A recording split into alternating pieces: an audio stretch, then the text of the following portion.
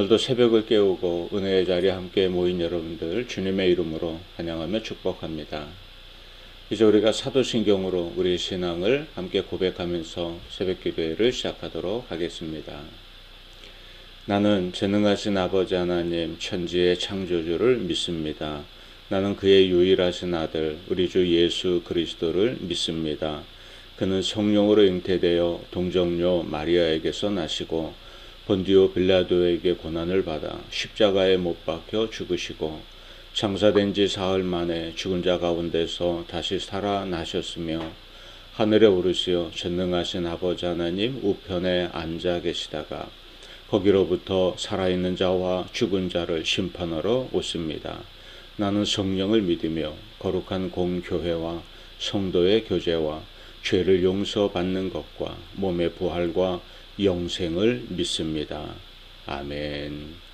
살아계신 아버지 하나님, 오늘도 새벽을 깨우며 은혜의 자리 함께 모이게 하시니 감사합니다. 이 시간도 친히 여기 임재하셔서 하나님의 홀로 영광 받으시며 새벽을 깨우고 주 앞에 모인 심령들 위해 귀한 은혜 덧입혀 주옵소서. 예수님 이름으로 기도하옵나이다. 아멘. 우리 찬송가 384장 함께 찬양하겠습니다. 나의 갈 길 다가도록 예수 인도하시니 내 주 안에 있는 긍휼 어찌 의심하리요. 믿음으로 사는 자는 하늘 위로 받겠네. 무슨 일을 만나든지 만사형통하리라. 무슨 일을 만나든지 만사형통하리라. 나의 갈 길 다가도록 예수 인도하시니 어려운 일 당한 때도 족한 은혜 주시네. 나는 심히 고단하고 영혼 매우 가라나 나의 앞에 반석에서 샘물 나게 하시네. 나의 앞에 반석에서 샘물 나게 하시네.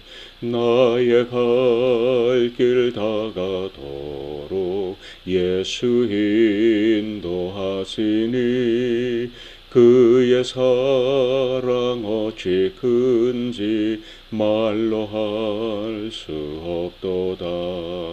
성령 감화 받은 영혼 하늘 날아갈 때에 영영 부를 나의 찬송 예수 인도하셨네.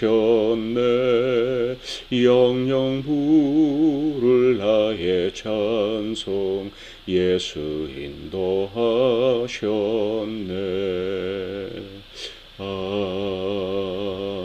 아멘. 아멘. 오늘에게 주시는 하나님의 말씀은 창세기 41장 37절에서 45절까지 말씀입니다. 이 말씀을 제가 봉독하겠습니다. 바로와 그의 모든 신하가 이 일을 좋게 여긴지라.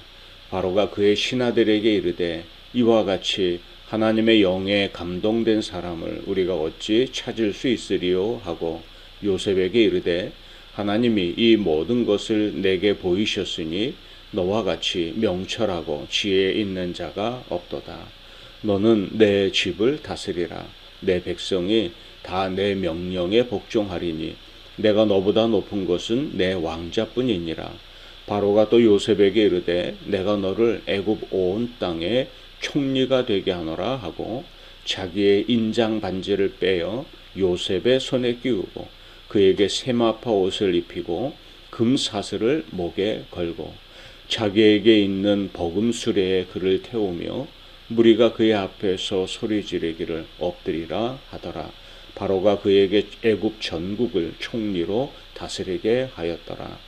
바로가 요셉에게 이르되 나는 바로라. 애굽 온 땅에서 내 허락이 없이는 수족을 놀릴 자가 없으리라 하고, 그가 요셉의 이름을 사브낫 바네아라고 하고, 또 온의 제사장 보디베라의 딸 아스낫을 그에게 주어 아내로 삼게 하니라. 요셉이 나가 애굽 온 땅을 순찰하니라. 아멘. 하나님의 말씀입니다. 이 한날도 하나님의 선한 은총이 우리 사랑하는 성도님들 삶을 붙드시고 선하고 복된 걸음으로 인도하여 주시기를 주의 이름으로 축복합니다. 우리가 믿음의 눈으로 오늘도 주님 바라볼 때 우리로 마땅히 가야 할 길을 또 깨달아 알게 하시고 또 그 길을 향하여 걸어갈 믿음의 용기도 더하여 주실 것입니다. 오늘 우리가 함께 통독할 하나님의 말씀은 창세기 39장에서 41장까지 말씀입니다. 요셉에게 임하는 역전의 은혜에 대한 말씀들이 나옵니다. 요셉은 자신이 원하지 않는 고난이 겹치는 와중에도 자신의 삶을 포함한 주변의 모든 일들이 하나님의 섭리하신 가운데 이루어지는 것임을 분명히 믿고 있었습니다. 그런 믿음이 있었기에 자신의 어떤 상황이나 주변의 어떤 환경에 원망하거나 낙심하기보다는 하나님이 주신 약속의 말씀을 계속 붙들고 긍정적인 믿음으로 늘 주어진 환경 안에서 최선을 다하여 살아갔던 것을 볼 수 있습니다. 하나님은 그런 요셉을 붙들어 주십니다. 그리고 그에게 마침내 약속하신 대로 역전의 은혜를 부어주시는 것을 볼 수 있습니다. 그가 어렸을 때 꿈꾸었던 것, 하나님이 그에게 주신 꿈이 정말 그의 상황으로 봐선 도무지 일어날 것 같지 않은데도 불구하고 하나님은 그의 인생을 역전시키시고 그 꿈을 이루어 주셨던 것이죠. 우리는 이런 요셉 이야기를 통해서 모든 것이 합력하여 선을 이루게 하시는 하나님의 은혜를 목격하게 됩니다. 요셉에게 임한 인생 역전의 은혜는 애굽의 바로 왕이 한 꿈을 꾸면서부터 이야기가 시작이 되죠. 41장 1절 말씀을 보면 만 2년 후에 바로가 꿈을 꾼즉 자기가 나일 강가에 서 있는데 이렇게 이야기가 시작됩니다. 여기 만 2년 후라는 말은 요셉이 억울한 누명을 쓰고 왕의 감옥에 갇혀 있을 때 일어난 한 사건을 기준으로 하는데요. 그곳에 왕의 술 맡은 관원과 왕의 떡 맡은 관원도 그 왕의 감옥에 무슨 일에서인지 잡혀 들어오게 되었습니다. 감옥을 돌보는 사환의 일을 하던 이제 요셉이 그들을 시중 들던 중에 그들의 꿈 이야기를 듣게 되죠. 둘 다 기이한 꿈을 꾸었는데 이게 무엇을 의미하는지 알지 못해 답답해하고 있을 때 요셉이 그 이야기를 듣고는 하나님이 주시는 지혜로 그 꿈에 대한 해몽을 그들에게 해줍니다. 그러면서 술 맡은 관원장을 향해 당신은 이제 곧 복권이 될 것이니 당신이 복권이 되고 난 다음에 내 억울한 사정을 좀 이해해 주시고 나의 석방을 위해서 좀 힘을 좀 써 주십시오. 이런 부탁도 하게 되죠. 요셉의 해몽대로 이 술 맡은 관원장은 복권이 되었습니다. 그런데 요셉의 부탁은 까맣게 잊어먹고 있었죠. 혹은 외면했는지도 모르겠습니다. 그렇게 만 2년이 지난 후에 이야기가 시작이 됩니다. 하나님은 요셉을 잊으신 것이 아니라 요셉을 위해서 일을 이루실 만한 시간이 되기를 기다리셨던 것입니다. 하나님은 요셉의 나이가 30이 되기를 기다리셨던 것 같습니다. 어느 주석서를 읽어보았더니 당시 애굽에서는 높은 고위직에 오르기 위해서는 적어도 만 30세는 되어야 했었다. 이렇게 해석을 해놓고 있습니다. 그러니 요셉이 만 30의 나이가 될 때까지 이제 이 술 맡은 관원장의 요셉을 잊어버리고 있었던, 마치 하나님도 요셉을 잊고 있는 시간처럼 그렇게 2년이 더 흘러갔습니다. 갔던 것이죠. 역사의 주관자이고 역사의 무대를 준비하시는 하나님은 그때를 기다리셨다가 애굽의 바로 왕에게 한 가지 꿈을 꾸게 하셨던 것이죠.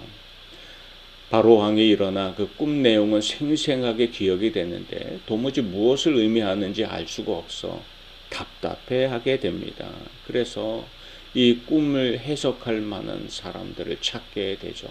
왕궁에 있었던 많은 주술사들, 학자들을 불러다가 자신이 무슨 꿈을 꾸었는지 이야기하고 해몽해 달라고 명을 하게 됩니다.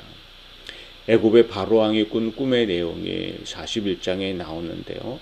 아름답고 살찐 7 암소가 강가에서 올라와 풀을 뜯어먹다가 그 후에 아주 흉하고 파리하게 마른 다른 7 암소가 강가에 올라와서 그 아름답고 살찐 7 송아지를 잡아먹는 꿈이었습니다. 바로는 꿈의 기억은 너무 생생한데 이게 무슨 의미인지 알 길이 없었죠. 그런데 아무도 그 꿈을 맞추거나 혹은 해석해 주는 사람도 없었습니다. 그렇게 답답해하고 있을 때 바로 왕의 술 맡은 관원장이 요셉을 떠올리게 됩니다. 술 맡은 관원장이 측근에서 왕을 시중하는 역할을 하는 비서 역할이었거든요. 그래서 그가 요셉을 떠올리고는 조심스럽게 바로 왕에게 이야기합니다. 나에게도 이런 경험이 있는데 그가 참 꿈을 잘 해몽합니다. 그래서 바로 왕은 요셉을 불러오게 하죠. 그리고 그에게 꿈의 해몽을 부탁합니다. 요셉이 바로에게 대답하여 이르되 내가 아니라 하나님께서 바로에게 편안한 대답을 하시리이다. 바로 왕은 요셉이 그렇게 꿈의 해몽을 잘한다는 얘기를 듣고 네가 그런 재주가 있다면 어디 나의 꿈을 한번 해몽해 봐라 하고는 명을 내렸던 것 같습니다. 그때 요셉이 이야기합니다. 왕이여, 내 재능이 아닙니다. 내가 할 수 있는 일이 아니라 나의 하나님이 그것을 내게 알려주시고 당신에게도 알려주시는 것이죠. 그는 이런 대답을 하게 되었습니다. 자신이 아니라 하나님이 하십니다. 요셉은 늘 하나님을 드러내고자 했던 사람입니다. 사람들은 대개 어떤 자랑거리나 장기가 있으면 그것을 드러내어 자신을 높이고자 합니다. 그러나 요셉은 자신의 삶을 통해 자신이 높아지고 드러나는 것보다도 하나님의 이름을 높이는 일에 늘 마음을 썼던 걸 볼 수가 있죠. 그래서 그는 자신이 노예로 팔려갔을 때도 억울한 누명으로 감옥에 갇혔을 때에도 지금 인생 일대 절대의 기회를 만난 이 순간에도 하나님을 드러내고자 하였습니다. 하나님은 이런 요셉을 형통하고 복 있는 사람으로 만들어 주신 것입니다. 우리도 우리의 삶을 통해 하나님을 자랑하고 하나님의 역사하심을 드러내는 간증이 있는 삶을 살아가시기를 축복합니다. 간증은 하나님이 내 삶을 통해 이렇게 행하셨습니다. 하나님이 내게 이런 은혜와 복을 주십니다. 하나님이 내 삶을 바로잡기 위해서 때로는 나에게 이런 채찍질도 하십니다. 하나님이 하십니다. 이것을 인정하는 것, 그리고 이것을 증거하는 것, 이게 간증이죠. 하나님이 하십니다. 저와 여러분의 삶에 선하고 세밀하신 손길로 이제 응답하시고 이끄시는 하나님의 은혜를 간증하며 하나님께 영광 돌리고 하나님이 이루실 일들을 기뻐하며 살아가는 간증 있는 삶이 우리에게도 임하기를 소망합니다. 바로 왕은 요셉이 이제 그의 꿈을 이제 해몽하는 것을 들으면서 마음에 큰 흡족함을 갖게 되었습니다. 요셉은 이 꿈은 하나님이 꾸게 하신 꿈인데 곧 7년간 이어질 엄청난 풍년을, 그리고 그 이후에 7년 동안 앞서 7년의 풍년을 싹 잊어버리게 할 만큼 엄청난 흉년을 온 땅에 겪게 될 것이다 하는 것을 하나님이 미리 알려주시는 꿈입니다. 이렇게 해몽했을 때 그의 마음이 시원함을 깨닫게 됩니다. 그리고 이제 요셉은 이렇게 말을 이어가죠. 왕이여, 이 꿈을 꾸게 하신 것은 앞으로 7년 동안 큰 풍년이 들었을 때 낭비하지 말고 잘 아껴두었다가 그 뒤에 임하게 될 7년 흉년을 대비하라고 하나님이 은혜로 알려주시는 것입니다. 이렇게 대비책까지 제시하게 되었습니다. 바로는 요셉에게 말합니다. 네가 참 나에게 마음이 시원하게 해몽을 해주니 내가 정말 기쁘다. 그리고 그의 신하들을 향하여 이르기를 이와 같이 하나님의 영에 감동된 사람을 우리가 어찌 찾을 수 있으리요 하고, 하나님의 그가 믿는 하나님이 그에게 이렇게 놀라운 영의 감동을 주셔서 이렇게 마음이 시원하게 해몽을 할 뿐 아니라 이것을 위해 대책까지도 이제 마련하게 하는 지혜를 보여주니 참 놀라운 사람이다. 그러면서 이만한 인물이 다시 없을 테니 이 요셉을 내가 이 애굽을 위한 국무총리로 삼고자 한다 하고 선언하기에 이르게 되어지죠. 요셉의 인생이 한순간 역전되었습니다. 자기의 인장 반지를 빼어 요셉의 손에 끼우고 그에게 세마포 옷을 입히고 금사슬을 목에 걸고 자기에게 있는 버금 수레에 그를 태우며 무리가 그의 앞에서 소리 지르기를 엎드리라 하더라. 바로가 그에게 애굽 전국을 총리로 다스리게 하였더라. 아멘. 그는 바로 얼마 전까지만 해도 옥에 갇혀있는 신세였습니다. 그는 자신의 옷을 2번이나 빼앗겼던 경험이 있습니다. 아버지가 사랑해서 입혀주었던 채색 옷을 그 배다른 형제들의 미움을 받고 뺏기고는 그는 애굽의 노예로 팔려가 노예 옷을 입은 자가 되었죠. 그러다가 그 집에서 인정을 받고 집사장까지 되었지만, 그런데 그 집 아내의 이제 모함으로 인해서 그 옷도 빼앗기고 감옥에 갇혀 죄수의 옷을 입어야 했습니다. 그런 요셉을 하나님이 인생 역전을 시켜주시고 그 죄수의 옷을 벗고 이제는 애굽 온 땅을 총리하는 바로 국무총리의 옷을 입히게 하셨던 걸 볼 수 있습니다. 그에게 존귀한 자를 상징하는 세마포 옷을 입게 했던 것이죠. 그리고 수많은 사람들이 애굽의 바로 왕을 제외하고는 수많은 사람들이 그 앞에서 머리 숙이고 엎드릴 수밖에 없는 그런 자리에 앉게 하셨습니다. 애굽의 바로 왕은 요셉의 이름을 사브넷 바네아라고 이름 붙이게 하죠. 또 온의 제사장 보디베라의 딸 아스낫을 그에게 아내로 주어 삼게 합니다. 아내로 삼게 합니다. 그리고 요셉이 이제 왕의 명령을 받은 대로 온 땅을 순찰하는 2인자의 자리에 오르게 됩니다. 사브넷 바네아라는 말은 애굽어로 애굽의 생명과 운명을 맡긴다 하는 의미가 담긴 이름입니다. 이제 애굽은 너에게 달려있다, 뭐 이런 뜻인 것이죠. 노예로 끌려온 자가 당시 인근 지역의 최강국이었던 애굽의 총리가 되었고 애굽의 생명과 애굽의 운명을 좌우하는 존재가 된 것입니다. 밑바닥 인생이 높고 귀한 인생으로 일순간에 역전이 일어나는 역사가 일어난 것이죠. 하나님의 섭리요, 하나님의 계획하심이요, 하나님의 은혜 가운데 이 일이 일어난 것입니다.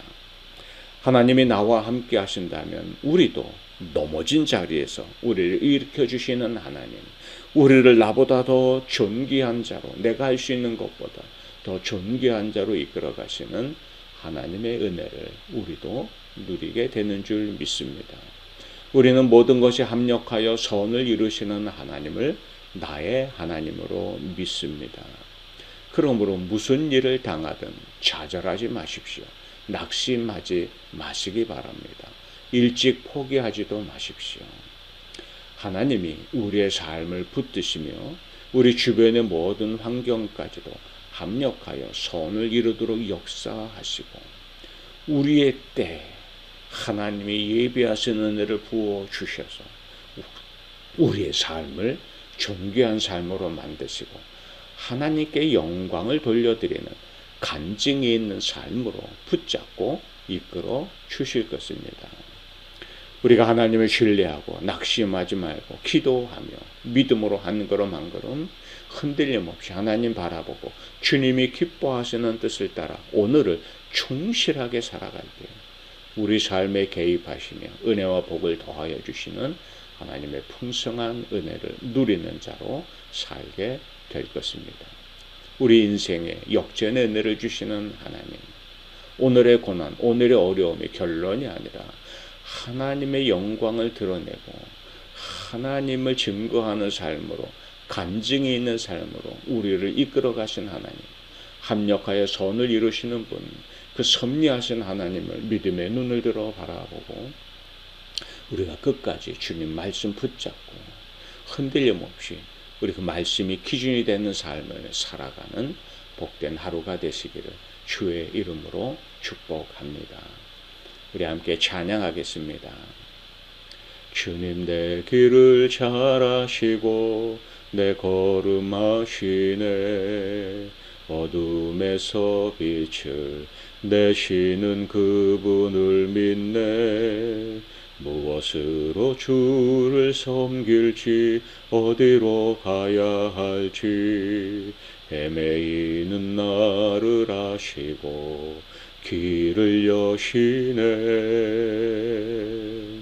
내 삶은 주의 것, 내 삶은 주의 것, 온전한 신뢰를 주께 드리네.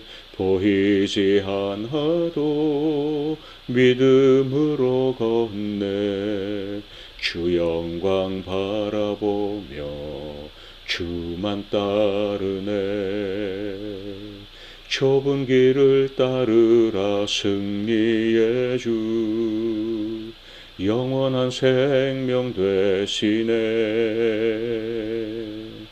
고난 중에 순종을 배워가며 너의 모든 삶 맡겨드리라.